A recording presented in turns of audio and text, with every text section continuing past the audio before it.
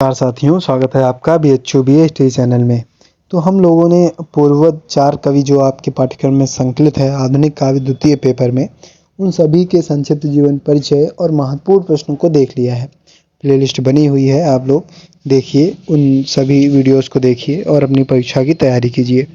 तो आज का जो है हम लोगों ने नागार्जुन को देख ही लिया था, अब अज्ञेय जी की बारी है। तो आइए इनके संक्षिप्त जीवन परिचय को देखते हैं और इनकी कविताओं के मूल प्रतिपाद्य को भी देखते हैं।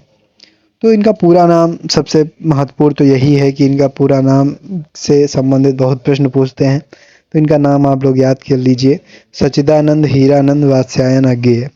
प्रयोगवाद के प्रवर्तक माने जाते हैं। इनका जन्म 1911 ईस्वी में और मृत्यु 1987 ईस्वी में हुई।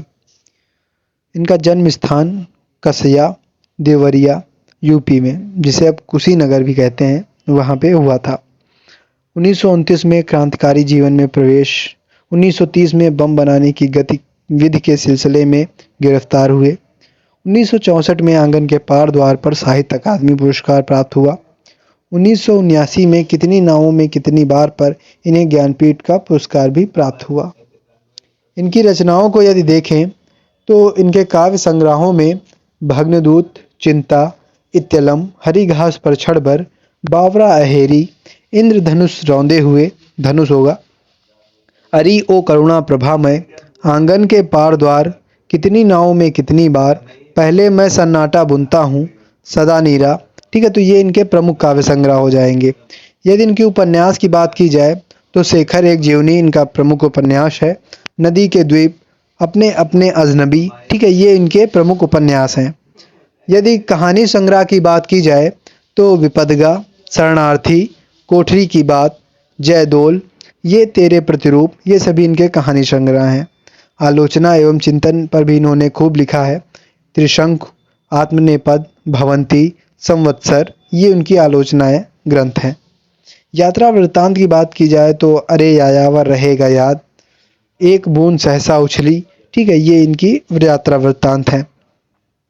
नाटक की बात की जाए तो उत्तर प्रियदर्शी इन्होंने नाटक लिखा और पत्र पत्रिकाओं के संपादन में जैसे प्रतीक, दिनमान, नव भारत टाइम्स, इन सभी पत्रिकाओं का इन्होंने संपादन किया।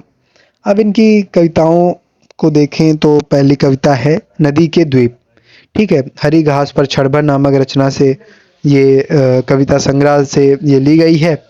तो हम लोग वैसे लिख देंगे कि प्रस्तुत पद्यांश हरी घास पर छड़बर नामक काव्य संग्रह के नदी के द्वीप नामक कविता शीर्षक से उद्धृत है। ठीक है, तो ऐसे करके लिख देंगे। इस कविता में अज्ञेय जी ने यह प्रतिपादित किया है कि व्यक्ति की स्थिति समाज में एक द्वीप की भांति है। व्यष्टि चेतना को सुरक्षित रखते हुए भी वह उस समष्टि का अंग है। ठीक है, व्यष्टि मतलब व्यक्ति, समष्टि मतलब समाज। नदी समष्टि चेतना का प्रतीक है, जबकि द्वीप व्यष्टि चेतना का। ठीक है, तो ये पहली कविता हो जाएगी। फिर दूसरी है कलगी बाजरे की। ठीक है, ये भी उसी काव्य संग्रह से लिया गया है। इस कविता में मूलतः प्रेम और प्रकृति को अभिव्यक्त किया गया है। कवि इस कविता में प्रेयसी को किसी प्रकार के रीतिकालीन उपमानों, तरीकों, कमलिनी चंपे की कली जैसे सीमित उपमानों से नहीं सजाना चाहता। जैसे कि जैसे आप यदि किसी की नायिका की तारीफ की जा रही है तो उसका मुख चंद्रमा के समान है। ठीक है, ऐसे करके उसकी नेत्र मृग नयनी के समान है। ठीक है, तो ऐसे करके उपमान, तो ये सभी उपमान उन्हें पुराने लगते हैं अज्ञेय जी को।